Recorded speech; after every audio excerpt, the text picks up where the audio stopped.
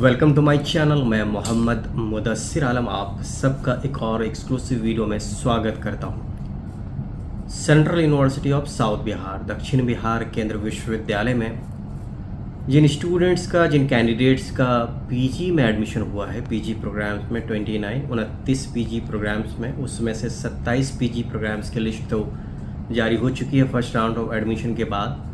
अभी तक M farm pharmaceutics और एम फार्म फार्माकोलॉजी की लिस्ट अभी तक इस वीडियो को रिकॉर्ड करने वक्त तक पब्लिश नहीं हुई है, जारी नहीं हुई है।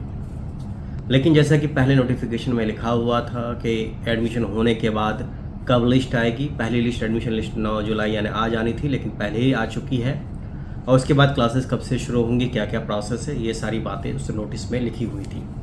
इस वीडियो में आपको बताऊंगा कि अगर आपका एडमिशन हो चुका है पीजी के फर्स्ट लिस्ट में या अगले राउंड्स में, हो सकता है आज शाम तक या कल तक एक और लिस्ट आए, तो आपको आगे क्या करना है। ये वीडियो एक्सक्लूसिवली पीजी वालों के लिए है, इसलिए ध्यान से देखिए आखिर तक। इसे लाइक करें, दूसरों से शेयर करें, चैनल पर अगर नए हैं तो इसे सब्सक्राइब करें और नोटिफिकेशंस के लिए बेल के आइकन को दबाना मत भूलिएगा।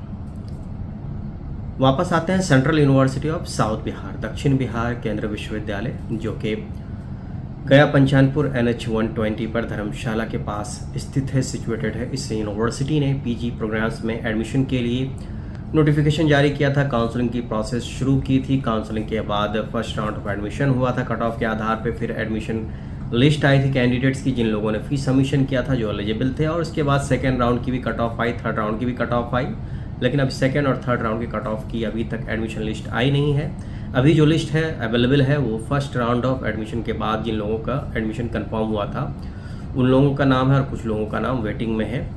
तो ऐसे लोगों को क्या करना है, और साथ ही साथ एम फार्म फार्मास्यूटिक्स और फार्माकोलॉजी के स्टूडेंट्स को क्या करना है, तो ध्यान से सुनिएगा। मैं एक एक कर सारी बातें बताने जा रहा हूँ।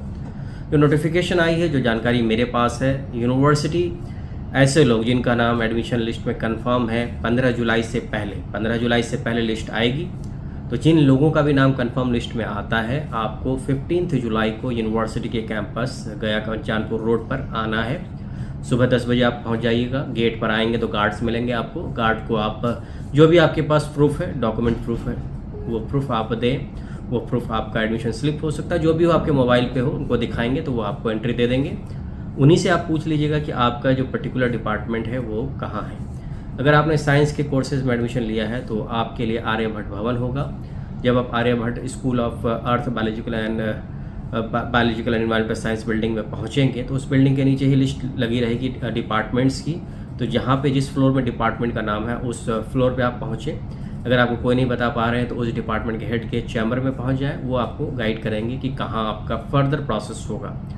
School of earth biological and environmental science, जिसको आर्यभट्ट भवन कहते हैं, उसमें फिजिक्स, केमिस्ट्री, उसके साथ साथ biotechnology, bio informatics, life science, environmental science, geology की क्लासेस चलती हैं। साथ ही साथ कंप्यूटर साइंस, स्टैटिस्टिक्स, ये क्लासेस भी इसी बिल्डिंग में चलती हैं। और इसके अलावा डेटा साइंस, आर्टिफिशियल इंटेलिजेंस, ये क्लासेस भी इसी बिल्डिंग में होंगी। ज्योग्राफी की क्लासेस चाणक्य भवन यानी school of social and political sciences में चलती है, चाणक्य भवन में। इसके अलावा ज्योग्राफी के अलावा history, Hindi, English, mass communication, उसके अलावा LLM, और वही बात करें पॉलिटिकल साइंस, इकोनॉमिक्स, या फिर बात करें दूसरे कॉमर्स, और इसके साथ और रिलेटेड कोर्सेज हैं एम फार्म फार्मास्यूटिक्स, फार्माकोलॉजी, ये क्लासेस भी उसी बिल्डिंग में चलती हैं। इसके अलावा कुछ और आर्ट्स एंड ह्यूमैनिटीज़ के जो सब्जेक्ट्स हैं वो भी आपको चाणक्य भवन में ही उसकी क्लासेस होंगी। तो आप जब उस बिल्डिंग में पहुंचेंगे, वो बिल्डिंग सबसे लास्ट बिल्डिंग है यूनिवर्सिटी की, उसमें सारे डिपार्टमेंट की लिस्ट लगी हुई है। जिस भी फ्लोर में आपका डिपार्टमेंट है वहां जाएं और आगे की प्रक्रिया पता करें। इसके अलावा जिन्होंने M.Ed में एडमिशन लिया है या M.Ped में एडमिशन लिया है, जिनका नाम कंफर्म लिस्ट में है, उसको मालवीय भवन यानी स्कूल ऑफ एजुकेशन की बिल्डिंग में जाना है। तो ये मेन 3 बिल्डिंग है जिनमें आपने अगर एडमिशन लिया है पीजी कोर्सेज में। और लाइब्रेरी साइंस, PLIB, ISC की क्लासेस, जो यूनिवर्सिटी की लाइब्रेरी है, राजर्षि जनक लाइब्रेरी, उसके अंदर ही क्लासेस होती हैं, तो आपको वहाँ पहुँचना है। तो यही प्रोसेस है। और तो ये पहला जो स्टेप है, मैंने बताया कि 15 जुलाई को आपको आना ही है, उसमें कोई फर्दर एक्सटेंशन नहीं है। जब आप डिपार्टमेंट पहुंच जाएंगे, जब अपने डिपार्टमेंट के टीचर्स, हेड से बात हो जाएगी, तो आपको फर्दर बताएंगे कि ओरिएंटेशन कैसे होगा, डॉक्यूमेंट वेरिफिकेशन कैसे होगा। ये सारे प्रोसेस आपको बताए जाएंगे। साथ ही साथ आपको यूनिवर्सिटी की फैसिलिटीज़ के बारे में बताया जाएगा, चाहे वो हॉस्टल फैसिलिटी हो, चाहे वो प्लेग्राउंड हो, और उसके अलावा लाइब्रेरी हो, कंप्यूटर लैब हो, और कौन से डिसिप्लिन की भी बातें बताई जाएंगी कि आपको क्या क्या ख्याल रखना है कैंपस के अंदर, क्या करना है क्या नहीं करना है। इसके अलावा जो अगला एक और इम्पॉर्टेंट स्टेप है, जो हॉस्टल के जिन लोगों ने अप्लाई किया था 8 जुलाई तक, उसकी अलॉटमेंट की लिस्ट बहुत जल्द कल तक या परसों तक आ जाएगी। जैसे ही हॉस्टल अलॉटमेंट की लिस्ट आती है, उस लिस्ट में अगर आपका नाम है तो आपको जो पैसे बताए गए हैं वो पैसे कैसे जमा करने हैं उसमें सारा डिटेल रहता है। आपको फ़ीस सबमिशन करना है, और फीस सबमिशन करेंगे तो आप 15 को भी आकर अलॉटमेंट करवा सकते हैं। अगर आप चाहें रिक्वेस्ट करेंगे हॉस्टल की जो टीम होगी हॉस्टल अलॉटमेंट की, अगर आपके कोई दोस्त हो तो उनके साथ भी आप अगर रिक्वेस्ट करेंगे तो आपको सेम रूम में अलॉटमेंट किया जा सकता है। ये प्रोविज़न होता है लेकिन ये कंफर्म नहीं है। तो मोटा मोटी यही बातें हैं कि जिनका एडमिशन हो चुका है, जिनका नाम कंफर्म लिस्ट में आ जाएगा 15 तारीख से पहले उनको 15 जुलाई को आना है। जिनका वेटिंग लिस्ट में नाम है फ़िलहाल आप इंतज़ार कीजिए, 15 जुलाई के पहले जो भी लास्ट लिस्ट आएगी वेटिंग लिस्ट वाले ना आए। डॉक्यूमेंट्स में जो भी डॉक्यूमेंट्स आपके पास हैं उन डॉक्यूमेंट्स को आप लेकर आइएगा, क्योंकि यूनिवर्सिटी आपसे डॉक्यूमेंट कभी भी मांग सकती है। जो डॉक्यूमेंट्स नहीं हैं उन डॉक्यूमेंट्स के लिए आपने अप्लाई नहीं किया है तो अप्लाई कर दीजिए, क्योंकि आपसे डॉक्यूमेंट्स कभी भी मांगे जा सकते हैं 15 जुलाई के बाद।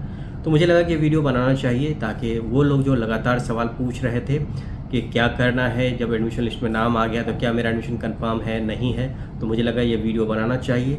साथ ही साथ जिन लोगों ने एडमिशन कैंसिलेशन करा लिया है उनको आने की ज़रूरत नहीं है, या जो लोग आगे एडमिशन कैंसिलेशन कराना चाहते हैं उनको क्लासेस करने की ज़रूरत नहीं है।